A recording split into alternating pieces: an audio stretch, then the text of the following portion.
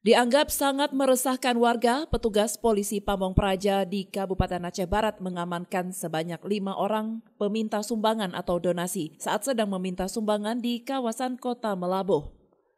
Para peminta sumbangan ini meminta sumbangan dengan menggunakan pengeras suara dan menggunakan mobil pick-up. Mulai dari persimpangan lampu merah, warung kopi, pusat perbelanjaan, pasar hingga masuk ke kawasan pedesaan.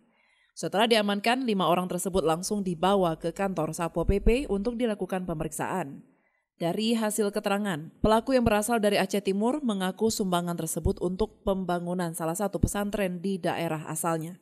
Kepala Bidang Ketentraman dan Ketertiban Satpol PP Aceh Barat Arsil mengatakan, kelima orang yang diamankan tersebut tidak memiliki izin meminta sumbangan di Aceh Barat, tetapi mereka mempunyai izin hanya di wilayah hukum mereka saja, yaitu di Aceh Timur.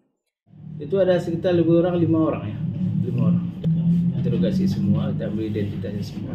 Dan mereka sebenarnya memang untuk pembangunan bilik atau pesantren mereka. Hari ini mungkin kita ada sampaikan solusinya kalau jika ingin tindak orang tua semua lanjut, mereka harus minta izin. Dan untuk hari ini mereka tidak diperbolehkan dulu untuk minta izin, khususnya di Barat. Memang punya alat seadanya ya, ada mobil, ada mic, ada mikrofon ya, pada keliling kampung itu kan. Jadi kan cukup menarik perhatian lah untuk masyarakat Aceh Barat gitu kan. Kembali ke peraturan kanun yang sudah ada ya, tentang DP pemungutan uang itu minimal itu maksimal kalau diperdakan itu 6 bulan kurungan atau 50 denda 50 juta.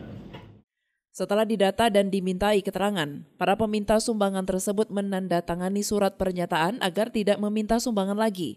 Namun apabila masih kedapatan kembali, maka akan dikenakan sanksi sesuai kanun, yaitu kurungan penjara selama 6 bulan dan denda 50 juta rupiah.